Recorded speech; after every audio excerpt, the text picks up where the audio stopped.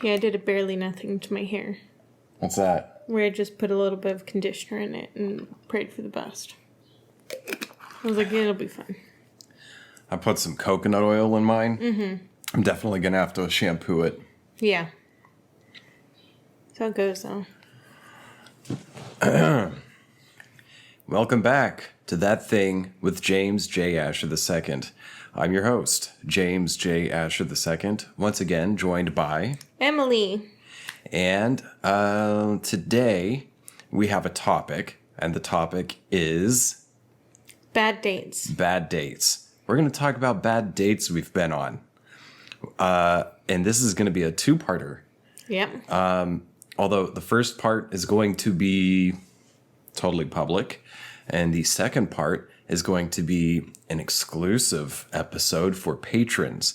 I am now doing extra episodes, aka extra work for this show, for patrons exclusively.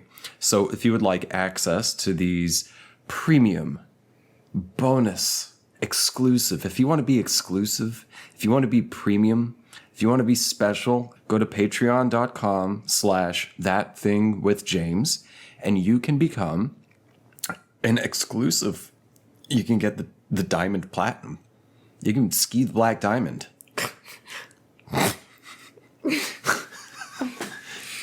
You can ride the slopes, baby. Oh my god. Mountains of cocaine at this exclusive club. Black Diamond. Patreon.com/ThatThingWithJames. I got some kombucha on my head. And while I'm at it, you can also follow me on Instagram and Twitter, because I don't fuck with TikTok because that's just extra work I don't feel like doing. Check out my fire posting game. My handle is at James J. Asher at Twitter and Instagram. Also, I have a subreddit that is much, much lonely. Please give me shit posts. Give me memes. Give me zoomies. Zoom? Gen Z? Yeah. r/ThatThingWithJames at reddit.com/r/ThatThingWithJames, and make my subreddit much less lonely. Yeah. Yeah. So, the past few episodes, we were just sort of telling the story of how we ended up where we are now, right? Mm-hmm. Yes. And there were a few details I wanted to toss in that I forgot about and that you wanted to talk about. Yeah. And I also want to note, in the last episode, just to, cover, I don't think anyone went looking, frankly, honestly, for realsies on the DL. I did record a premium episode 1, but then ended up taking it off the interwebs because I felt a little guilty about it. After recording it, after editing it, after hours and hours of finally getting it up online and everything, I decided I don't feel good about this. It's not that I was necessarily dragging anyone through the mud or being like insulting or disparaging or defaming anyone. I just felt it was a little too soon to tell the story that I told. So I've got that on the back burner. So once we're done recording this episode, we're recording essentially part 2, or actually the second half of this episode, which will be a premium thing through Patreon. But I'm going to call this one premium episode number 1. Even though it's technically episode number 2, Yeah. I'm going to name this one number 1. And then I've got in my files the real number 1, which will be, maybe I'll release it sometime in the future. But for now, I think it's a little too soon. Yeah. But yeah, before we get into bad dates, I did want to talk about, there were a few other funny details, which, God damn it, I'm blanking on now. There was Let's start with the money thing. You had a friend contact you? That'll be later. I don't want to talk about that. Oh, you don't want to talk about that? Mm-mm. Oh, how come? Just because I don't want to say anything about the landlord. We've already talked enough. Okay. Are you worried about, like, retribution or something? Or Potentially. I mean, I just feel a little... too soon still? Yeah. Oh, man, that sucks because that was a good one, too. Yeah. Well, fuck, now I forgot. Oh, there was the drive out of Texas. Oh, we can talk about that. Yeah, that was an experience. So, Texas, we had finally decided we're leaving. And Texas tried very hard to make sure that we didn't leave. What happened? There was a guy speeding on a bike with no helmet to start it off with. First, we were leaving Houston. We were leaving Houston and traveling north to Oklahoma. And what was weird was traffic while we were there was not bad until we were leaving.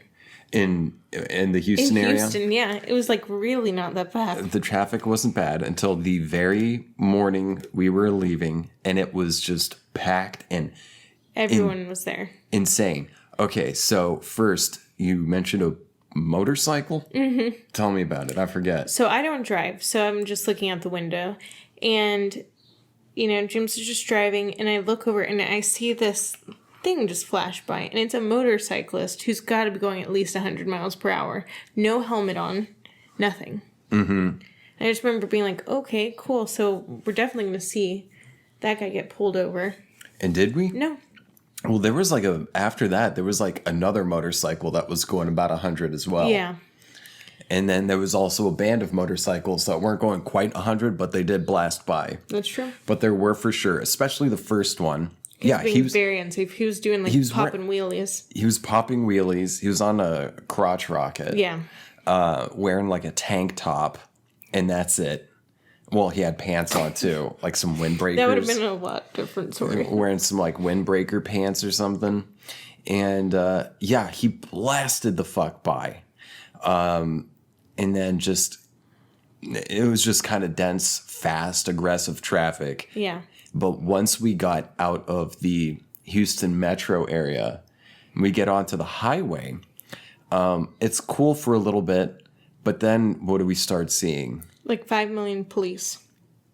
Did they like drive by or No, what? we saw a bunch of people getting pulled over. Tell some details. I really don't know like why they were getting pulled over, but I've never seen that many people getting pulled over in all of my life. Like every 2 or few minutes, we heard sirens and lights flashing only on our lane. Yeah. Only on the northbound lane or whatever bound on our side.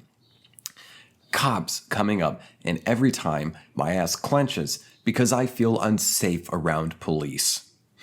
And they would blast by. Yeah, it was real touch and go. They would blast by, and then, after a while, we would drive by and we'd see them, and they'd have someone pulled over on the side of the road.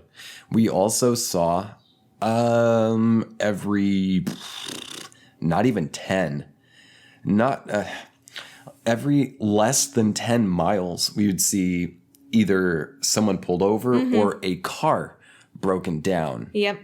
Now, this is a little different, but it kind of reminds me now. I'm thinking of when we went to New Orleans. The Trail of Tires? When we went to New Orleans from Austin. What highway is that? 7, 9. What? You got to help me with this stuff, I'm not dude. sure about what interstate it was. I can't be the only person with their head up their ass. I-40? Yeah, sure. I think that's here in Oklahoma. Yeah, that gets you to Oklahoma City, I-40. Okay. I'm pretty sure.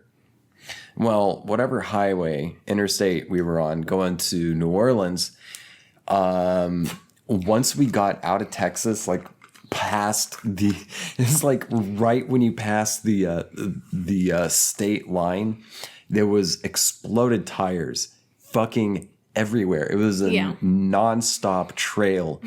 I'm not even exaggerating. I don't think we went a single mile without seeing a completely exploded tire, usually off the side of the road, but sometimes it was on. Sometimes it was on the road. And just, and like, I would be able to tell before you would tell because I'd start seeing like specks of black rubber just strewn about. Like, you could see where someone's tire exploded and they pulled over onto the side of the road, and the rest of it just like unravels in diagonal from the left lane over to the right shoulder. But no, this leaving Texas, we weren't even that far out of Houston yet, and it was just broken down or pulled over cars the whole fucking way. Impact. And there was a lot of traffic. Yeah, it was very busy. And there was also one moment, I dodged some things. Did I dodge just the boxes, or was there something else I had to dodge too? I'm pretty sure. It was a tire too. I had it. Because it was a semi-truck's tire that blew out in front of us. Oh, yeah. Yeah, that was another thing. A semi. We hear an explosion that sounds like a big fucking gunshot or something. And, well, it had to be louder than a gunshot because we heard it on the highway.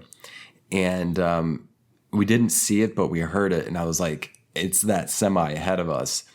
And after a mile or so, I started seeing tire, and then the whole fucking tire had come off. Yeah. I had to dodge that. I had to dodge... 2 boxes. That was later. I still had to dodge, like, wood planks with nails sticking out of it. Oh, yeah. There was wood planks. There was a whole fucking few trash bags full of clothing. Yeah. You remember that? Yeah. There was trash bags full of clothing that I had to dodge. And this is at like 75 to 80 miles an hour. Yeah. Which was the legal limit. And what else? And then at one point, I think it was it before or after Dallas? I think it was maybe after. After. Well, 2 big fucking boxes. I would say... Oh, no, that was in Dallas. Oh, it was? In Dallas. Yes, we were in Dallas, and 2, I'd say 3 foot by 3 foot boxes, cardboard boxes, came flying out of the back of this truck. And thank God, I was so hyper-focused. I got us between... So we were definitely going 80 at this point. We were going 80. And I saw these boxes flying toward us. And they were getting... As they were flying, because it was very windy, the boxes would go closer together and further apart. They were it was sort of like a oscillation pattern that they were doing with each other, like a double helix sort of a thing, where they get further, closer as it's traveling forward, like the universe expanding and contracting as it travels forward through time and space. And while at the same time being time and space, these were quantum fucking boxes. And I, thank God, fucking got into like hyper focus. Actually, maybe not hyper focus, because then you kind of stop. When you're hyper focused, it's like hyper fixated, wouldn't you say? I guess so. I don't know. I got in like peak Michael Jordan. I almost said Michael Jackson. Peak Michael Jackson flow state. I had my air pumps. I had my legs split out, my tongue out. Eehee. Shimona. The boxes came fucking flying right at my car. And they were at the point in their oscillation where they were closer together. And just as it was coming at us, they were just starting to split further apart again from each other. And I weaved, and I still somehow managed to stay in our lane. One lane. I didn't cross over the shoulder line or the lanes, dotted, left lane. I was in the right lane. I stayed in the lane, but also managed to weave just enough. But it was a fucking noticeable weave without flipping the fucking car. Yeah. And the boxes went on either side of us. One on the right, one on the left. It was like passing through a portal. of danger. Yeah. Who knows? I'm sure the boxes were empty because of the way they were flying. I'm pretty sure they were empty. But they split feet before reaching my car. I mean, they were heading toward the windshield. Yeah. They weren't low. They weren't tumbleweeding along the road. No, they were in the air the whole fucking time. Yeah. They were floating. I saw them floating somehow. Yeah. Closer together, further apart, in the air, feet up from the air, heading toward the windshield, and it splits apart just in time for me to make a very split-second adjustment right in between them, and we pass through them, and I look behind me, and they smack together just after us. I think like the wind wake behind us. Yeah. They smashed together and then went flying, and I'm looking in the rear view mirror, and we're both screaming our heads off and laughing. And I see another car had to fully get out of their lane to dodge the two boxes. Yeah. Because it wasn't hilly at this point. So I just saw these boxes just still midair. I don't know why they were in the fucking air the whole time. They never touched ground. It's just oscillating closer, further down until I couldn't see them anymore in the rear view mirror. Yeah. And other cars had to fucking dodge them. And then not long after that, another fucking cop, SUV, Dallas PD, comes blasting by to pull over someone that we saw like 3 miles ahead. And it was like this the whole way. Non-fucking stop, like white knuckle, like you don't. And I never even got this chance in Texas. I never got to put on cruise control. Yeah. There's too many people on the road. Yeah. At least where we were. I'm sure, I know for a fact, West Texas is different until you get to the cities, but it's less populous, especially on the highways too. But where we were, Houston, San Antonio, Austin, up to Dallas, just everywhere's traffic. It's just, you don't get the convenience. You don't get the luxury of cruise control in Texas, in Central and Eastern Texas. So there was not a moment on this very long, hours long drive out of Texas going north. There was not a moment to rest except for when we would pull over to pee and get some snacks and drinks, non-alcoholic. And yeah, it was just sort of a white knuckle event the whole way out. Yeah. Texas tried to fucking kill us. It definitely tried to take us out.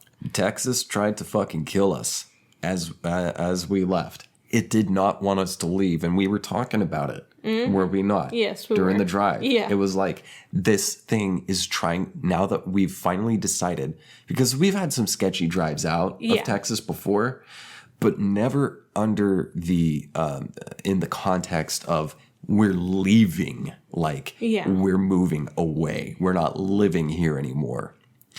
And when we added in the context of we're not going to live here anymore, the state, the spirit of Texas, the spirit of the Lone Star State tried to fucking kill us. It did not want to let us go. And so many hours later, we pass the bridge and get into Oklahoma. Past the river. Yes, the bridge that goes over the river into Oklahoma. And it was just so much more chill after that.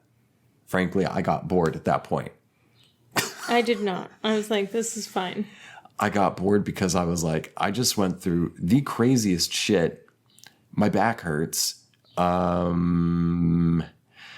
This is a long fucking drive now because I've acclimated to dodging boxes and seeing dudes and wife beaters going on wheelies in their crotch rockets at 100 miles an hour. Cops every fucking minute blasting by, making me nervous because I don't want to be pulled over. I do not feel comfortable around police. They do not make me feel safe. Yeah. And then we got out. Sure. Fuck. I should have written down the other details because I thought of this stuff. I did like that your sister didn't know that there was a river, and I'm sad that I didn't ask her if she finally saw the river. I guarantee she didn't. I'm pretty sure it's the Red River. So, what other funny details? I had them a few days ago, and now I forgot because I didn't fucking write them down. And it's too bad you don't want to talk about the donation thing from the... she wasn't donating her own money. I'm not going to tell the whole thing, but a nonprofit organization reached out to her because someone she knows knew someone else and was like, yo, I heard you and all your neighbors are out of homes now. How can we help? And there was a big ordeal. Well, it wasn't that big of an ordeal. It was just someone tried to do some shady stuff. Yeah. That was not Emily or me. Yeah. Or anyone who lived at the apartments. That's true. So. How long have we been recording now? 22 minutes. Let's see. Should we take a quick break and then get into the actual subject of the episode? And we do like 40 minutes? Yeah, that's fine. All right, cool. We're going to take a pee break, and then we will actually get to the topic of the episode. We'll be right back. And we're back. And now we're going to get on to the actual topic of the episode. Bad dates. So, who goes first, me or you? You. You want to, let's do rock, paper, scissors over it. Let's, rock, paper, scissors, shoot. Rock, paper, scissors, shoot. Okay? Okay. Rock, paper, scissors, shoot. You fucking went too fast, or you did not go with it, okay? Rock, paper. Stop. Let me lead. Rock, paper, scissors, shoot. Rock, paper, scissors, shoot. Fuck. Okay, you go first. Oh, great. You won. Oh, great. So I guess I haven't had a lot of great dates in my past, but my very first date was with a high school boyfriend, and we went to go get sushi, which I'd never eaten before, never used chopsticks, nothing. So it was just really embarrassing for me in that way. It was just a really awkward date, because I was sitting there trying to figure out how to eat food. Was it that Korean guy? No, that was in college. Okay, so you went to get sushi and... Just didn't know how to use chopsticks, so I was mortified. How old were you? I was like 16. Oh, so you were in high school. Yeah. Okay. It was my first date. I mean, I went on another date when I was like 13 with a 17-year-old, but I don't remember that. I blocked that one out. So it was just that one was a bad date because he couldn't use chopsticks? Yes. I felt so inadequate. Really? Yeah. I felt awful because I didn't know how to use chopsticks, and everybody was like, doing that. And I hadn't eaten any Japanese food. I'd never had sushi before. Uh-huh. So I just felt like really inept. And you didn't want to ask for a fork? No. Did you use your fingers? No. Oh. I stabbed the sushi with a chopstick. Well, how did the other guy behave? I don't think he cared what I was doing. Yeah? Yeah. I mean, that was like my first real boyfriend in high school, and or the last one. And we dated for what? I don't know, 3 months? God only knows. Oh, so you were dating this guy already? Yes, but we'd never gone anywhere. Okay. Then I guess it's my turn now? Mm-hmm. I've got notes. Let me get them. Okay. So, bad dates. So this one was a bit earlier in my life. I think I was a freshman in high school. Mm-hmm. And my cousin I'm not going to say his name, but because he comes back in another story. Okay. My cousin, a story I'm actually going to tell in the, in the second half of this. So my cousin was dating this girl since I'd known them. They'd been together for years, I think. And they split up. They were, I think, maybe juniors or seniors. Mm-hmm. And, they were split up, and his ex-girlfriend asked me to go to the prom with them. Yeah. The prom was in McAlester, Oklahoma. And, it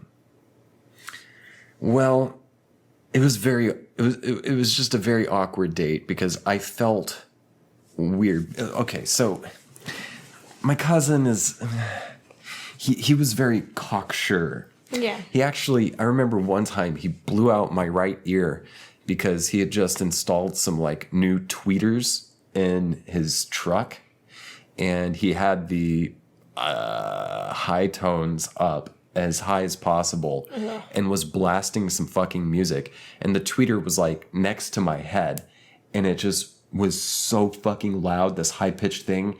It pierced like a needle, a fucking ice needle through my right eardrum. And my ear was ringing for quite a while afterwards. Now, his girlfriend, then ex-girlfriend, was always very sweet. I was not in the least attracted to her whatsoever. Mm-hmm. But she was always a very sweet person. And we weren't friends, but we were more than acquaintances. So I would say we were friendly. Yeah. And again, I forget if she was a junior or a senior. I think she might have been a senior. And I was a freshman again. Yeah. And she asked me to go to the prom. And freshmen and sophomores don't get to go to prom. It's juniors and seniors go to prom. Yeah. And I felt obligated to go, aka my parents kind of pressured me into going. Yeah. Imagine that. My parents pressuring me into doing something I don't necessarily want to do. Looking at you. If memory serves me, I was already feeling this way, and they were like, you should go with her because she's broken up, and it would make her feel better to have someone to go to the prom with her. Mm-hmm. And so I was like, well, okay, this is my cousin's ex-girlfriend, but I'll go with her. Yeah. Because she asked me, and so we went, and her car, she didn't have a lot of money. She's poor family. Yeah. I mean, you've been to my hometown a lot. There's mostly very, very poor people. Yeah. Her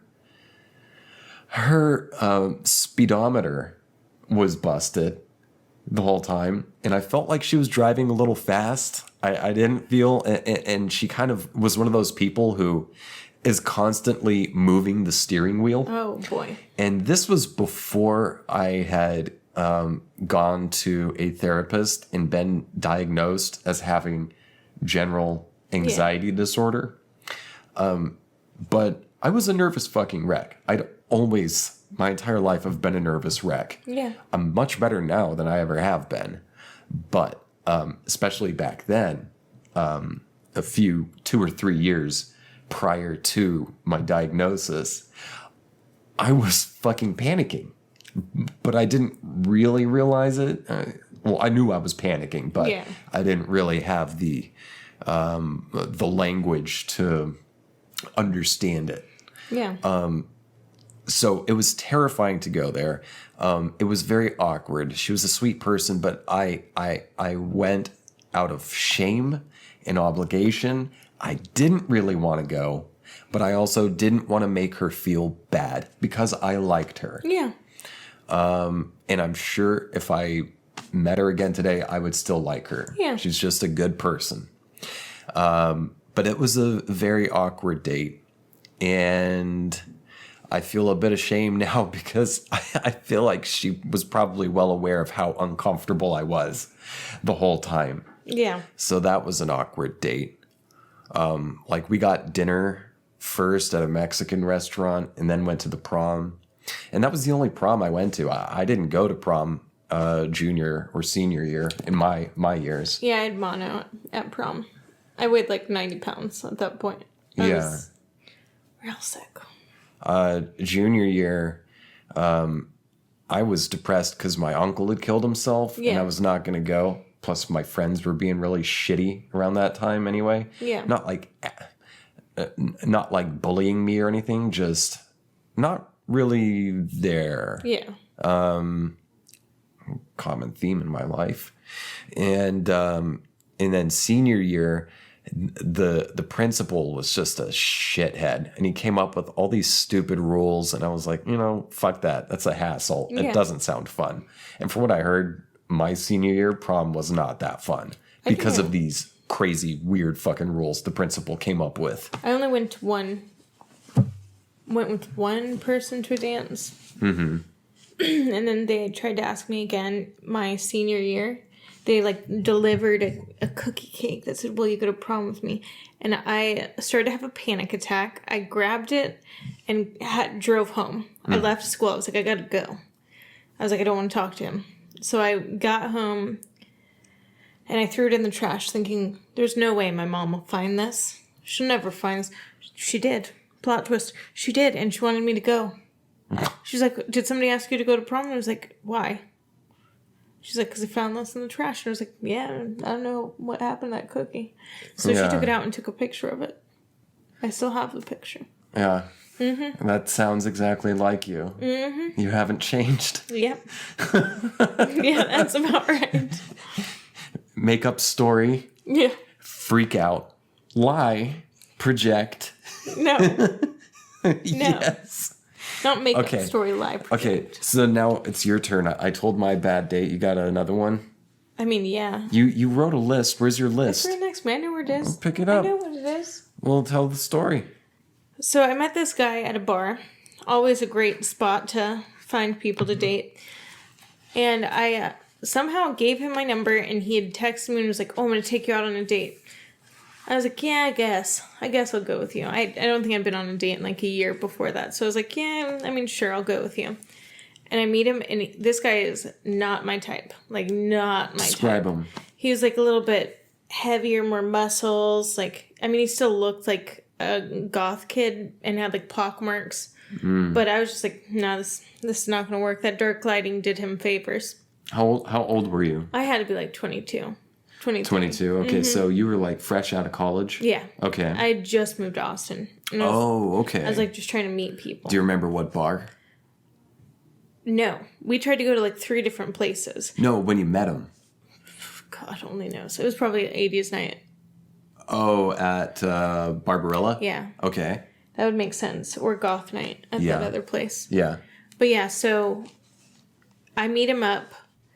We try to go to this one place. He's got like weird diet restrictions, so we can't go there. So we go to this other place and we can't do that. But the thing is, every time we had to get in his car, he had like a really old classic car, and he had to get out and like wind something up for the car to move. Wait, are you talking like a car from the 1920s? Yeah. It was a really cool car. You have to crank it at the front? Yeah. No shit. Every time the car... You got to be careful with those because you can easily break your arm with those things. Yeah. I mean, the car was cool. The car was the highlight. You had a crank car? Yeah. What the fuck? Yeah. And I mean, we just had nothing in common. It was like one of those things where it was like, I must have been drunk and just wanted someone to talk to, and you were available to talk to me. So that's cool. But then he tried to like pull a fast one on me and kiss me when I was sleeping. I ran. I ran. I was like, got into the house and ate tacos. But yeah, it was like my bad and that guy would not leave me alone. I had to block that number. Speaking of meeting someone that doesn't really work for you, meeting them at the bar, I've got a story. So I think I was 20. Let's see. I was 24 when I moved to Austin because this story takes place in Austin at Crowbar. I was 25 or 20. Let's see. I must have been like 25. Yeah, because I was still living at the Edge. Yeah, it was like around my first year. I was living at the Edge. I went to Crowbar, my favorite bar in Austin. Yep. And there was this another girl, not really my type, bigger. Yeah. But, kind of like indie goth kind of a, vibe and everything. Yeah. And I don't know how, because I was a raging functional alcoholic around this time and for years prior. But I started talking to her and we had some kind of rapport. And she said, come meet my parents. Because we were sitting outside smoking cigarettes on the patio. Mm-hmm. And she said, I want you to meet my parents. And I was like, all right, yeah, sure. And not thinking she wants me to meet her parents sometime in the future when they're in town. Still weird. But the thing is, this is the first time we'd ever met this night. And we could not have been talking for more than an hour. Yeah. Now, when she said, I want you to meet my parents, and when I said, okay, sure, I did not know that her parents were at the bar inside. In fact, I think this might have been within the first 20 minutes of us talking, if I remember correctly. Her parents were sitting inside at a table in the bar, and she took me in there and introduced me, and I talked to them, and they liked me, and they said, I think you're perfect for our daughter. And she's like, they turned to her and they're like, this is a good one. I don't remember her name. Let's call her Janie. This is a good one, Janie. Don't let this one go. And so I had the parents' consent all in the matter of like 30 minutes of meeting this person. They're probably ready to pawn her off. I think they were. And I think she was younger than me too. She was like 22 or something. Yeah. I'd already been through grad school and all this. And so her parents gave me approval, and I was just thinking, all right, I'm going to get to fuck. Yeah. And so I follow her. She takes her car eventually later on in the night. Her parents leave. She invites me over to her apartment. I follow her in my car. We get there, and we don't even fully make out. We kiss a little bit, and she gives me this like really intense look in the eyes, like she's looking at my soul, and she's like, you don't feel it. You don't feel what I feel. You're not in love. You're not. I know you. And I'm like, babe, no, it's, I like you a lot. and she'd look at me. In those pants. Yeah. And she's like, no, you're not here. You're somewhere else. Oh, God. And so we ended up just smoking pot, and I slept on the floor. Yeah. Probably a wise move. And and she had her window cracked open and no air on or anything. So I woke up feeling very stuffy. And this was when I was still smoking cigarettes. So I was like, okay, I'm fucking hungover. I smoked too many cigarettes, which all of the above applied to the fact that I woke up fucking ill. Like legit. You're probably still drunk too. Ill. Oh yeah, hangover is you're still drunk. And alcohol withdrawal. Yeah. Yeah, I was sick. And so I go to work, and I was like so sick. I wasn't puking or anything, but I was so sick they sent me home. I went to work at Starbucks. Yeah. Because I was working at Starbucks, and I was also working at the apartment I lived at as a leasing agent. I worked at the desk and gave tours. Mm-hmm. and the money that I made, they deducted from my rent? check. Oh, yeah. They deducted my rent from my paycheck, much like that guy Pullman. Yeah. Pullman did in that story we were listening to. Yeah. About the Pullman train car. He did something very similar. So I was working these two jobs. I never had a day off. Yeah. I had maybe 4 hours off a day to sleep, and that's it. Close, open. It was clopens, literal clopens, every single day of the week for quite a few months. Yeah. And then I get sick, and I have a talk with the manager at Starbucks, and she's like, "You're doing two jobs, right?" And I said, "Yeah." And she's like, "I've been there before, and it's tough. Yeah. You really might consider, if you want to, quit the other job at the apartment, I can give you more hours." And so I did. And I'm working nonstop. I am not making any benefits. Yeah. And I could barely feed myself because I was so fucking poor. Yeah. So, I mean, that was soon before we met. Ish. this was just before I met Jesse. Okay. Yeah, I met sense. Jesse while I was sick. While I was sick, I was like, I'm gonna try out this OkCupid thing, see what this is about. Hilarious to me. Yeah. Okay, your turn. Oh man, I'm looking at my notes.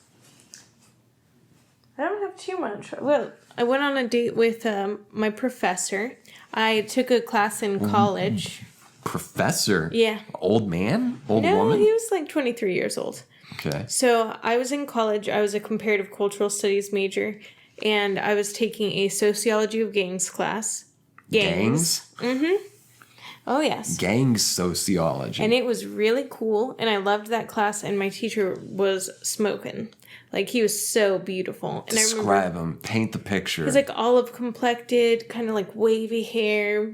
Was he tall, dark, and handsome? Was he short? He was like a little shorter than me, I think. Okay. Was he stocky, slender, muscly? He was like a little muscly, but still on the slender side. Okay. Kind of like me? Yeah. Okay. So I finished my class. I get like a 100%. I have stellar grades because I do any and all extra credit for that teacher. Like, whatever you want, I'll send it to you, dude. He gave you the A, but he really wanted to give you a D. Yeah, and I was just like, oh my God. I was like, what should I do? I should wait until like the grades are out and then, try to see if he'd want to hang out. So like I run into him and I'm like, oh, hey, now that classes are done, what are you up to? And he's like, oh, I've been wanting to hang out with you. I was like, okay. So he's like, I just knew that it would be inappropriate. A mutual infatuation. Yes. Okay. So I was like, I was 20 years old. So I was like, oh yeah. I was like, this is an older man. Mm-hmm. Oh my goodness. He's so much older. He's already done grad school. Blah, blah, blah. And, I was really into it. And so he invited me to come over. I get there and it's him with like 3 or 4 of his male friends. And I was like, at his place? Mm-hmm. Okay. Yeah, so like we're drinking wine and stuff, and then they want to go out. And I'm too young to get into a bar. And they were like, why don't you have a fake ID? I was like, because I turned 21 in like 3 months, 6 months. And he was like, oh, well, you should get a fake ID, and then you can hang out with us all the time. And that was enough for me. I was like, I felt snubbed. And so I was like, I'm going to walk home. So I decided to walk like the 2 miles home. And I was just mad. But then he kept texting me and being like, oh, I had so much fun with you. You're so beautiful, blah, blah, blah. And if there's anything I don't like, it's like smothering me. It makes me crazy. So I just did not respond at all, which was not a nice thing to do. But I did it. And, I was going out still all the time because, undergrad. And we are leaving a bar and he walks right past me and he's like, oh, hey. And I'm like looking over to Elizabeth like, please help me. God, please help me. And she's like, is that him? I'm like, yeah. So like, he's like, oh, I haven't heard from you. I think I probably told him that my phone was broken and had it in my hand, knowing me. But, I never went on another date with him. Oh, God. That just reminded me of a college date when I was in grad school. in Stillwater. I had gotten dumped not long before all this happened. But it had been long enough that, I was like, used to being single again. And so I think a friend or someone, I don't remember how me and this blonde girl met. I liked her as a friend, but she was so into me. Yeah. This was one of those cases where, like, she already knew who I was. Yeah. And I had never met her before. One of those cases. Yeah. And she was super into me.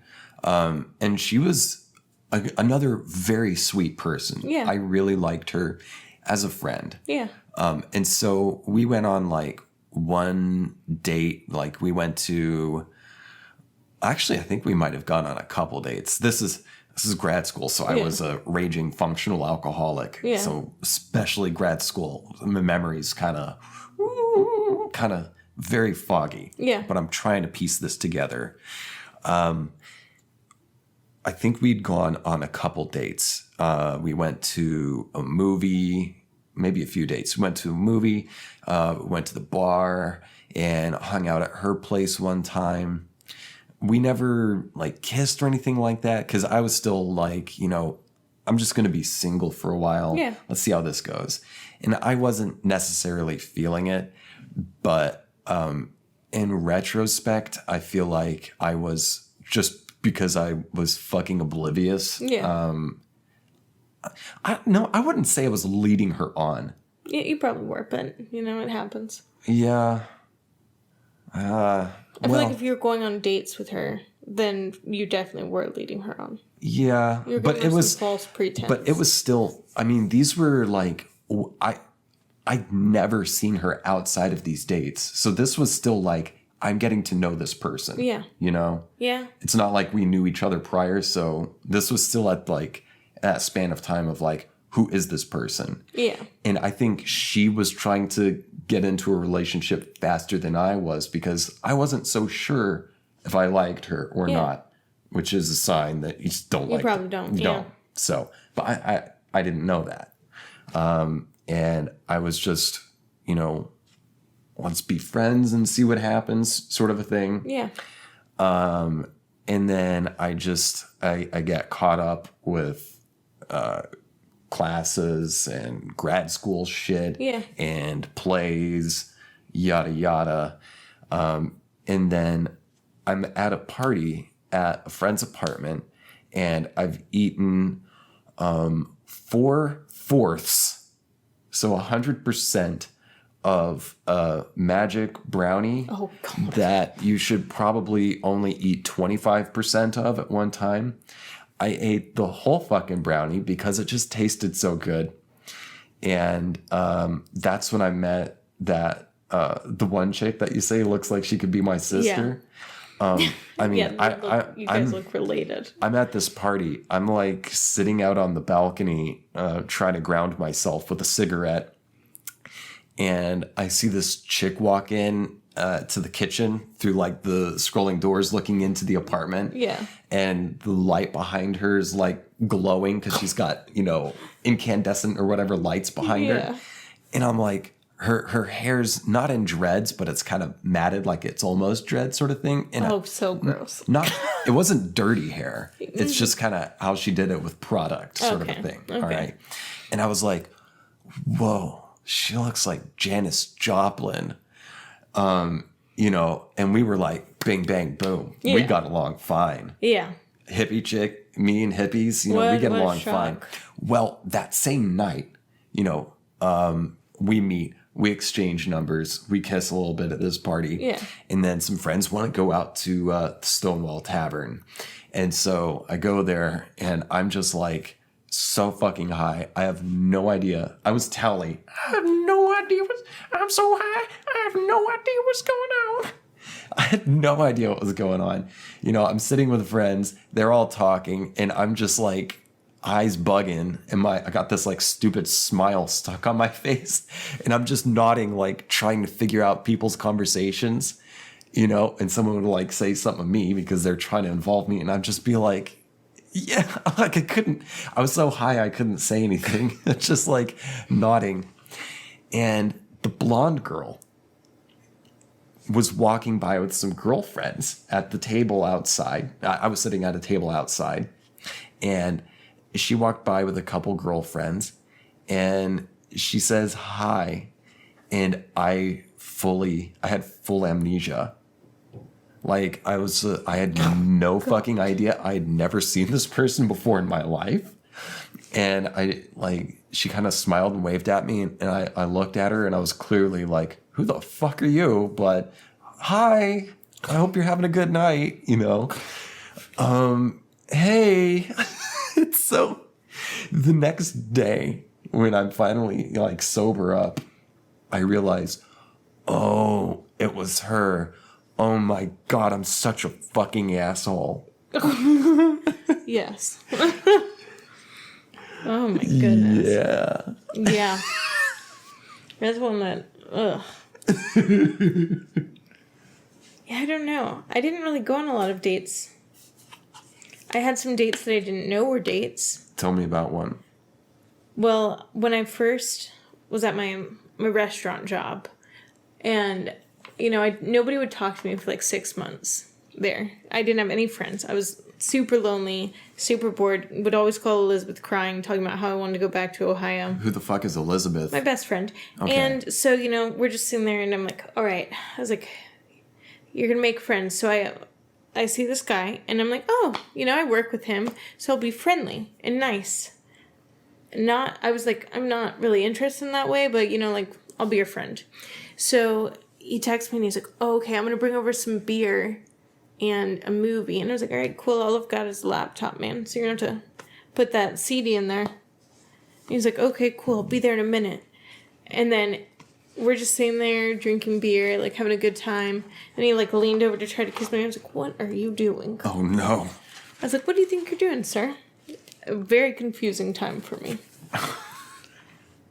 Well, I just remembered a date that I'm going to tell in the Patreon episode. I think that's it for the free portion of this episode, and I've got some crazier fucking stories to share. Let's see. A dude, an abusive guy brings his baby mama and 4-year-old daughter over to an apartment that I'm partying at. That's one. There's another date I had in Denver, where I went out with this dominatrix and met her friend he didn't identify as trans. He identified as a cross-dresser. Yeah. And that ended up, and we went over to their place and they had a snake, and I'm going to tell these stories in the Patreon episode. So if you would like to hear or see the rest of these stories, become a patron, patreon.com/ThatThingWithJames. As always, you can find me on Instagram or Twitter. My handle is @JamesJAsher.